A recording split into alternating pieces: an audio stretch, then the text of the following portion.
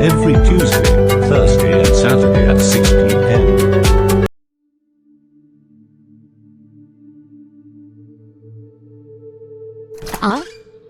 Who are you?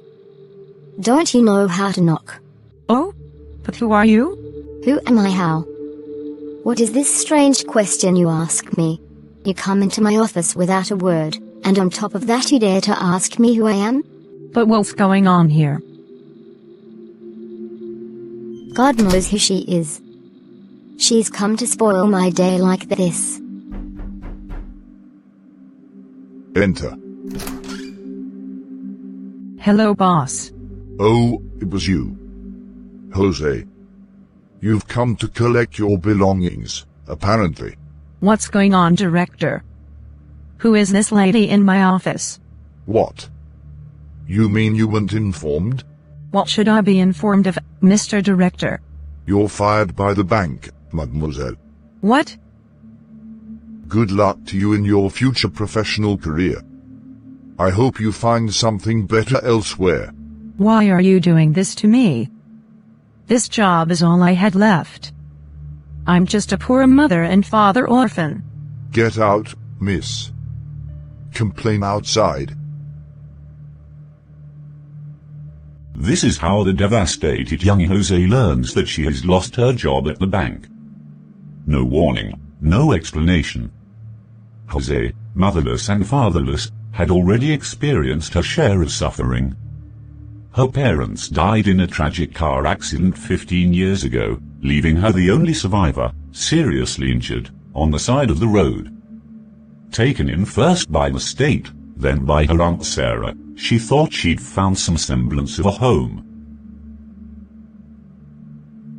Life at his aunt's house was never easy. José had to endure Sarah's incessant demands, and her husband's perfidious glances, often tinged with malice. In spite of it all, she clung to the hope of a better life. Thanks to her unfailing courage, and the kindness of a few souls she met along the way, she managed to complete her studies with flying colors. Her job at the bank, obtained after many internships and sacrifices, represented her dream come true. But today, that dream came crashing down. After just 1 year's service, she is dismissed, without warning. José once again finds himself on the precipice, his hopes and aspirations vanishing like smoke in the air. And so José's story begins. What did I do to deserve this suffering? I've suffered a lot to get this job, which I've just lost so easily. What will become of me in this house? José? What's happening to you? Why are you crying? I just lost my job at the bank, my aunt. Oh, really? I'm so sorry. Stop crying, you'll get sick. But I fought too hard for this job. Be strong. You won't die. A lot of courage. All right. Thank you, Auntie. I'm off to a meeting. Don't forget to cook before I arrive. I even forgot. As you have decided to contribute to the rent and the purchase of food for the house, I'd like to inform you that the owner was visiting this morning. So our supplies are already finished. And you even have to do some shopping before you can cook tonight. Happy arrival, my cousin José. I've been hungry ever since, and I've been thinking about you. You're thinking of me in what way? Do you? So you can make a meal. So you were praying at home that I'd be sent home from work to come and cook for you? What? You got fired from your job, you want to tell me? Yes. Welcome to the court of the unemployed. Courage. It let her down. That's what they say. All things leave in this life. Ever since that girl got that job. You can't see out of your nose or your eyes in this house. If it's not BP perfume, it's elephant sweat. She changed aromas as she pleased. For clothes and shoes, let's not even talk about it. She thought she'd already arrived. That's why she even dares to help out around the house. Doesn't she? She will continue to contribute to the needs of the house even when she is unemployed. It must meet its commitments without mercy. Happy arrival, my friend José. Thank you, Azaiki. Take a seat. But why are you making that face? What's wrong with you? I just lost my job. Can you imagine that?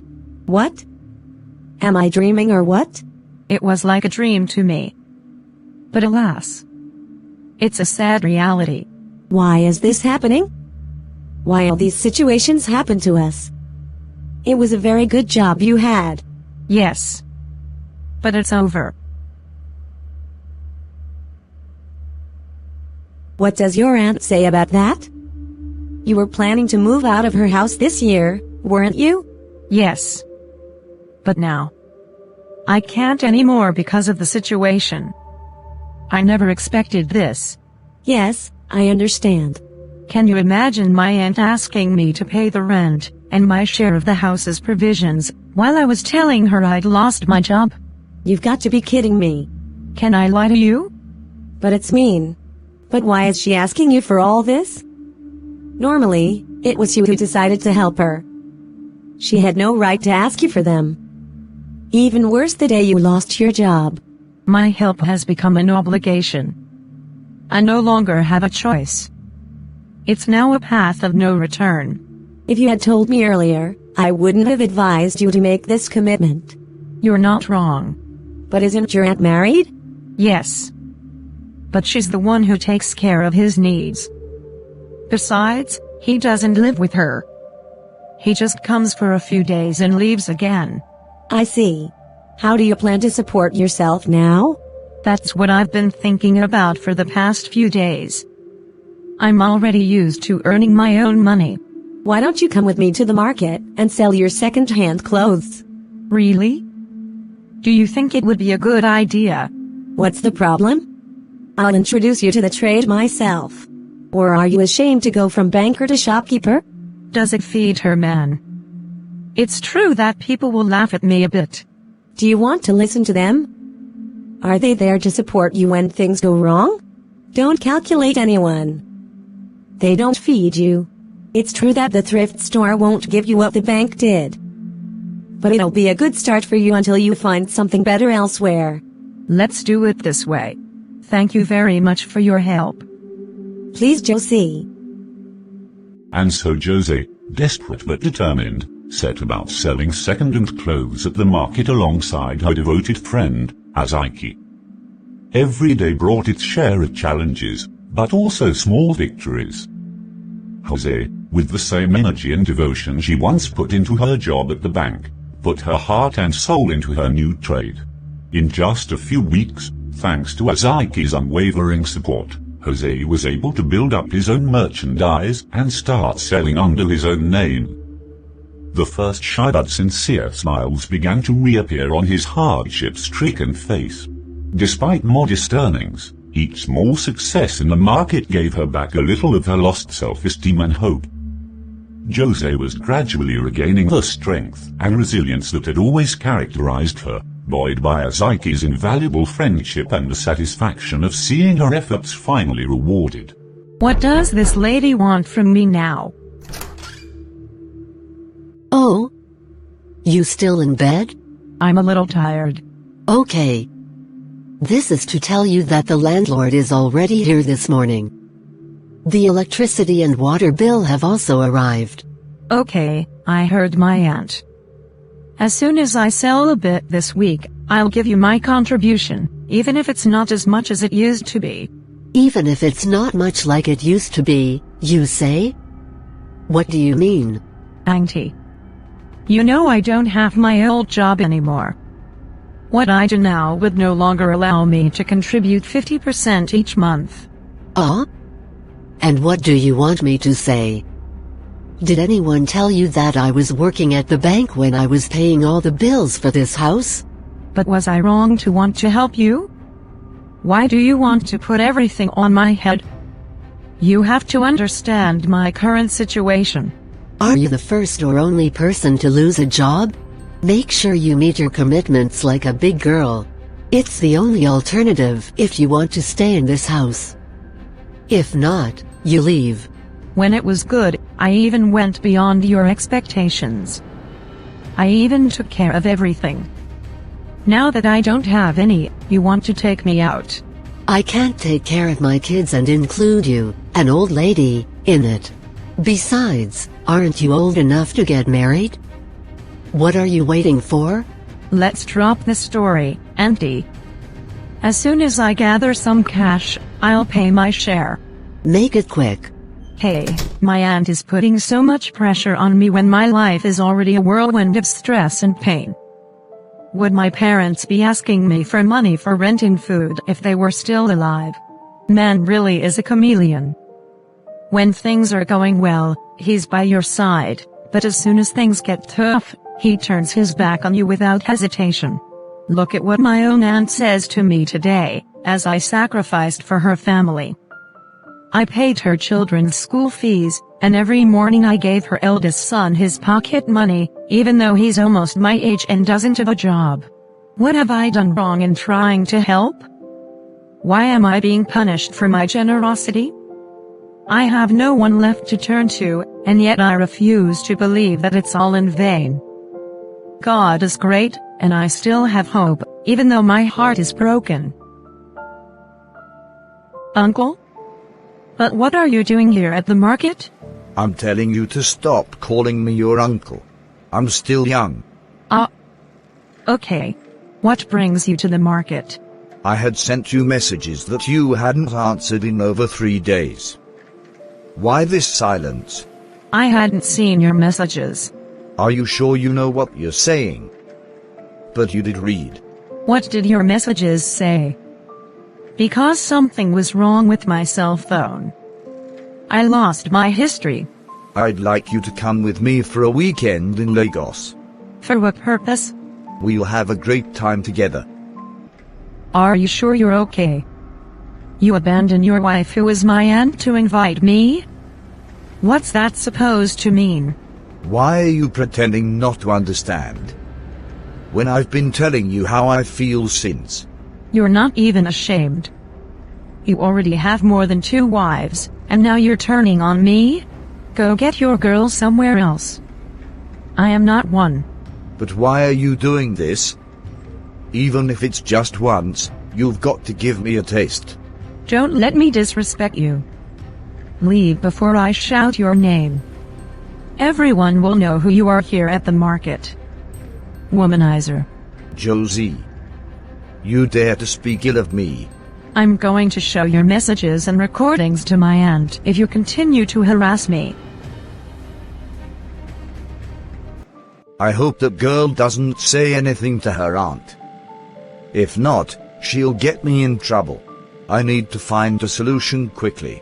I could see you arguing with a man from a distance today. Must be a complicated customer. Which customer? He's my aunt's husband. Oh? But why don't you two seem to get along? Please, let's change the subject. It's nothing interesting to tell you. Okay, if you say so. Let's talk about our merchandise arriving tomorrow. It'll be more useful than wasting our time. I agree. Hello, darling. Good arrival. They left you today? Why do you say that? I came to see you and the children only a week ago. So a week isn't much? I haven't said that yet. So what brings you? Aren't you going to ask me to sit down? Sit down. I'm listening. I've come to talk to you about your daughter José. José? What did she do to you? She seduces me. Where did you meet so she could seduce you? She got my number by some magic. Maybe she got it from you, or from your son. From whom? What do I know? And what did she tell you specifically? She told me that you want her to contribute to the house. And that I'm the only one who can convince you to take pity on her. She dared to tell you that? Am I going to lie to you? She wants to offer herself to me for help, and I wouldn't like that abomination. I'm a married man. So now you know you were married? Are you done chasing all the women in town? I hope it's not you seducing my niece. Is it? I know just who to do things to. I can't even court your niece. It's absurd. Believe me, I've changed since then. You're the only one I love. I'm sorry. I'm sorry. Don't confuse me. Go tell your stories to my co-wife. I don't have that kind of time. It's always you. Why are you acting so tough now? Let's go back to our room. You and who? Adama. Adama. I call you and you ignore me? What else is there? Are you asking me that kind of question? You've already got what you wanted, haven't you? I have an appointment. I must leave quickly. I'll be waiting for you here. Next time you show up here like a ghost again, I'll remind you.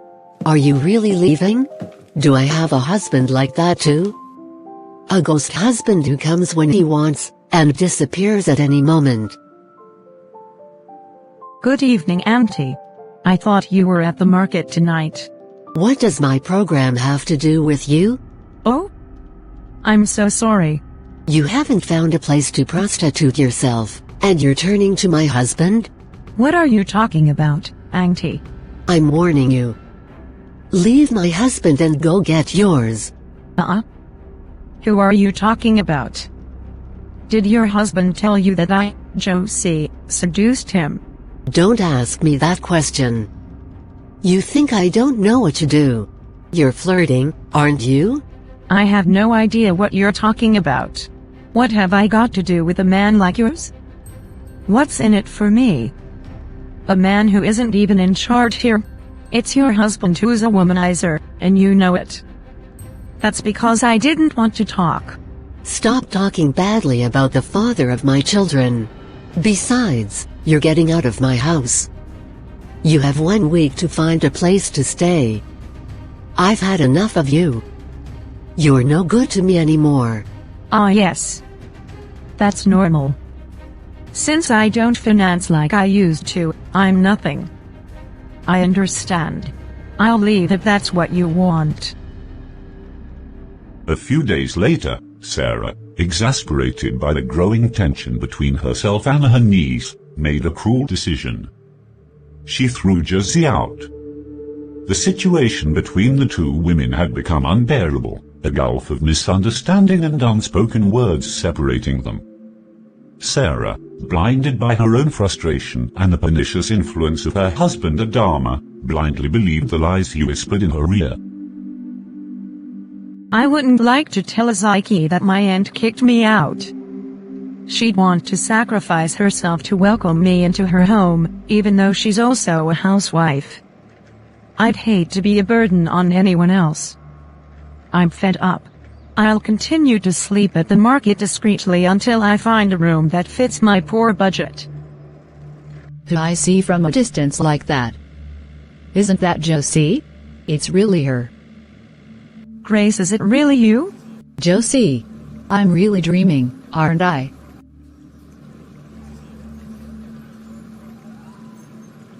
I'm very happy to have seen you again. Me too. But why have you become so scruffy? You don't take care of yourself. I guess you're right. I'm at a dead end right now. But what's wrong? It's a long story. You know you can tell me anything, right? Let's sit down somewhere for a cocktail and a good chat. Or wouldn't you like to? We can change location if you like. It's okay. Let's go. So talk to me. What's wrong with my girl? It's already been a while since I lost my job at the bank. What? But I didn't know. I'm so sorry. That's life. Don't be too sad.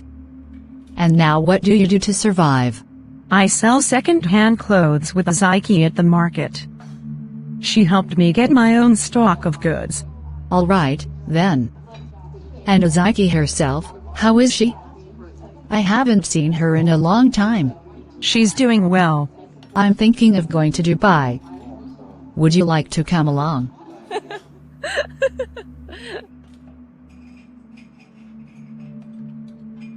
What's a girl like me going to do in Dubai? Apparently you don't understand what I was telling you. I'm completely down. Not even a penny saved anywhere. How can I finance this trip? You won't have to finance anything, my friend. I take care of everything. Really? You know I'm an influencer on the web. I have many partners who invite me every time. I don't know what I'm going to do there. What's in it for me? Who's going to help me sell my wares here if I leave? You don't know all the opportunities you'll have in Dubai. You'll be able to buy quality merchandise, which you can come back here to sell and make a big profit. Really? Believe me, my friend. That's how the big merchants do it. They all travel to create their network, to make deal of goods. And don't worry. You'll make plenty of money. That's for sure. Okay, if you say so. I'll finance everything for you. Just keep your capital with you so you can buy goods there. Okay, so I'm going to run and find money. But don't get too stressed out. Don't you? Even if you can't raise much money, I can always give you a loan. Really? You'll do all this for me? We've been friends since childhood. So it's a pleasure for me to help you. Thank you very much. May God repay you 100-fold. But why doesn't José's number go through anymore? I've been calling her since yesterday, but she's unteachable. However, I need his identity details and signature to complete certain formalities. Where will I find her now? Grace and José lost touch for quite some time. But fortuitously, a few months later, the two friends met again in the city. But why have you been out of touch all this time, José? I'm so sorry. The day we broke up, I lost my cell phone. Really? But how it happened? You yourself know the young bandits at the market. They stole it. Your unavailability had upset my entire schedule. I normally needed to contact you to get some information, but alas, I was obliged to travel alone. I see. I see. That's all right. It's not my luck. Thank you even for wanting to help me. It's not over for you yet. You're always lucky. Because I've got another trip to Dubai at the end of this month. And this time, we'll do everything we can to make it happen. I'm in. Thank you, God. So I'm going to get ready. Do you have a new phone now? Not yet. Let's go, I'll buy you a new phone. Really? Calm down. Let's go. And so ends the first part of this story. José had to fight hard to raise enough money to follow his faithful friend Grace to Dubai. Don't miss the continuation of this thrilling and terrifying adventure, worthy of the greatest horror films. Join us on Friday evening at 7 p.m. to find out what's in store. I look forward to reading your comments. Don't forget to activate the notification bell so you don't miss out on any future videos. See you Saturday evening.